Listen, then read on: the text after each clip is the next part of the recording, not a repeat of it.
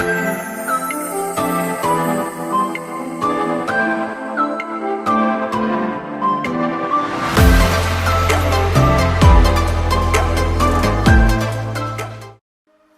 teman-teman, apa kabar semuanya?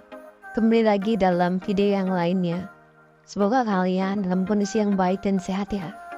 Ini tuh sebenarnya banyak hal yang pengen aku dengar saat aku masih ABG dulu, saat aku masih kecil dulu. Karena saya biasa hidup sendiri, mandiri, dan nggak ada advice. Jadi semua yang aku anggap baik, yang pernah saya jalanin itu banyak yang aku share di video-video sini.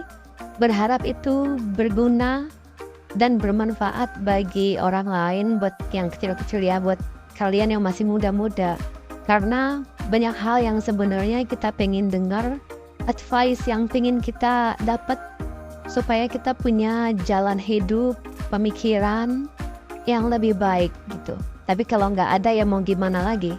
Terus kalian tuh yang ketergantungan sama drama-drama atau film-film yang series panjang-panjang itu, kalian udah biasa nonton konten-konten yang kayak gitu, menghabiskan banyak waktu, kuota. Kalau bisa sih itu dihilangkan atau dikurangin ya.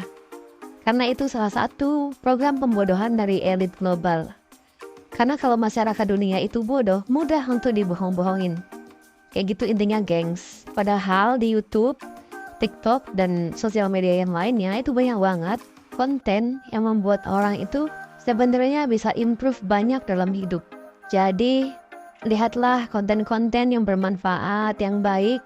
Jangan ke addiction ke film-film atau drama-drama yang berjilid-jilid yang membuat kamu gak makin pintar, gak makin improve. Intinya gitu ya. Jika menurut kalian ini ocehan saya banyak yang gak penting, menurut aku itu rugilah. Karena yang saya ceritakan di sini itu pengalaman hidup saya, baik itu dari diri sendiri ataupun dari orang lain yang aku lihat. Tapi yang pasti itu adalah percontohan orang yang melakukan sesuatu dan dia berhasil di bidang itu.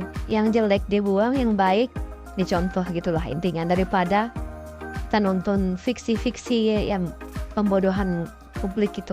Oke, aku mau menceritakan gini gengs. Kalian itu kalau memilih pekerjaan itu berdasarkan apa nih? Kamu asal-asalan aja dapet pekerjaan, yang penting gajinya besar, atau yang penting keterima, bahkan yang penting kerja aja gitu. Kalian pernah gak sih berpikir 5 tahun, 10 tahun, 15 sampai 20 tahun ke depan, kamu pengen gak sih jadi orang tuh sukses, hebat, luar biasa, spektakuler? Untuk semua itu, apa yang sudah kamu kerjakan menuju sukses? Apa yang sudah kamu lakukan supaya kamu hidupnya tuh berubah? Pengennya kaya, jadi milioner, jadi orang hebat, luar biasa. Masa tontonannya drama yang berjilid-jilid? Itu kan nggak improving your life gitu loh. Sedangkan kalian konten-konten kehidupan kayak gini kalian nggak mau ikutin. Ya gimana ya? Terus kerja juga asal-asal aja, yang penting kerjalah, dapat uang, nggak mikir itu ntar efeknya apa dalam hidup kamu dalam jangka panjang. Karena kalau orang itu udah tua, memori, energi itu akan semakin menurun. Sedangkan biaya semakin tinggi, kan inflasi ya kan. Jadi sebelum usia terus bertambah, pastikan kamu itu memilih pekerjaan dan usaha yang tepat yang untuk menunjang hidup kamu jauh lebih baik. Kalau kamu mau milih pekerjaan ya, itu coba kamu liatin orang yang bekerja di bidang itu. Orang yang kerja di bidang tersebut, yang udah lama di situ, yang apalagi udah lama banget, kayak 10 tahun, 15 tahun, kamu liatin mereka setelah begitu lama tuh kayak apa hidupnya, penghasilannya, taraf hidupnya, dan lain-lain. Kalau kamu mau ngambil pekerjaan di bidang tersebut, berarti kamu akan kayak dia dalam jangka panjang tersebut. Kamu mau apa enggak? Ya kayak gitu. Kalau dia berhasil, sukses besar, emang hebat, dan memang pantas untuk jadi panutan, ya ambillah pekerjaan itu. Tapi kalau enggak, ya jangan, kamu hanya akan end up kayak dia. Ya, semua tergantung sama orang masing-masing ya. Contoh gini, kamu tuh mau jadi karyawan aja terus, atau memang kamu suka usaha? Sukses is mentality, gak bisa dipaksa kayak bakat-bakatan. Ada orang yang bakatnya tuh emang usaha, dia lebih seneng buka usaha sendiri karena hasilnya lebih banyak. Ada orang yang lebih seneng jadi karyawan aja. Kalau kamu memang memilih jadi karyawan aja, gak mau ribet ngurusin ini itu, jadi pengusaha, berarti carilah perusahaan yang besar, perusahaan yang multinasional. Karena itu kamu akan mendapatkan gaji yang gede, tunjangan, dan fasilitas yang bagus. Jadi biarpun karyawan, kamu keren, hebat, banyak juga uangnya. Dari uang yang bagus itu bisa nabung, bisa beli aset, mengembangkan uang yang lainnya. Jadi punya penghasilan yang banyak, sumbernya bukan hanya gaji doang. Jadi kerja itu hanya jadi perantara aja gitu. Itu yang aku lakuin waktu di Bali juga. Terus kalau misalkan emang kamu punya mentality bisnis, ya berarti pilihlah benar-benar pekerjaan yang membuat kamu itu bisa membuat usaha kamu sendiri nanti di luar kantor, kayak gitu. Kalau kamu kerja terus lama-lama dan terus jadi karyawan, sedangkan itu perusahaan kecil, gajinya kecil, ya nggak jadi apa-apa jadinya kan. Jadi ada dua pilihan nih. Kalau di perusahaan besar, gede gajinya, tunjangannya juga, berarti kamu bisa nabung, kamu bisa beli aset sendiri.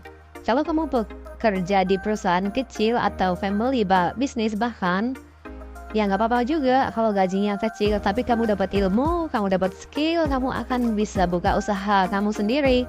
Mungkin 1, 2, 3 tahun kamu akan menderita di awal-awal. Gajinya kecil, kamu harus belajar dari nol, kayak buka hutan lah istilahnya. Tapi once kamu punya usaha sendiri, waktu kamu dari 1 sampai 3 tahun itu akan terbayar lunas dalam setahun. Saya. Jadi kalau kamu mau uangnya lebih cepat dan punya mental bisnis, ya nggak apa-apa. Kalau kata Muhammad Ali itu gini, kamu menderita di awal atau menderita seumur hidup. Sebenarnya itu waktu dulu saya masih ABG, saya punya prinsip kayak gitu, dan kebetulan banget itu adalah kata-katanya Muhammad Ali. Jadi kayak wow, ada persamaan nih pemikiran gitu. Mau jadi karyawan ataupun usaha sendiri, itu pilihan masing-masing. Intinya pada akhirnya adalah jadilah orang yang sukses besar di pilihan kamu itu. Sukses itu meng-compare diri kita dengan diri kita sendiri ya. Jangan pernah lihat orang lain, biar nggak iri, biar nggak dengki. Lihat orang lain tuh sebagai inspirasi aja. Jadi sukses yang dimaksud di sini adalah kita dengan versi kita sendiri. Kalau kemarin kamu belum punya rumah, sekarang kamu punya, itu berarti sukses. Kalau kemarin kamu beli mobil yang nyicil, sekarang udah bisa cash. Kalau kemarin kamu nggak punya apa-apa, sekarang punya apa-apa. Kamu selalu improve, selalu lebih baik dari versi yang sebelumnya. Itu baru namanya sukses. Dan semakin besar, semakin besar. Karena pemikiran dan pengetahuan semakin bagus, ya kan? Seiring dengan berjalannya waktu, pengalaman juga semakin banyak. Jadi jangan compare ke orang lain, biar nggak iri, dengki, itu meng-avoid hal yang kayak gitu. Selalulah compare dari diri sendiri aja. Kalau kalian yang suka membaca, kalian tahu buku The Secrets yang dulu pernah booming banget saat pertama keluar ya, di tahun 2007-2008 kalau nggak salah. Jadi buku ini tuh ada seriesnya gitu, ada beberapa buku yang dikeluarkan, intinya adalah The Secrets. Yang kalau aku rangkum tuh gini, you are what you think. Jadi orang itu akan jadi seperti apa yang dia pikirkan.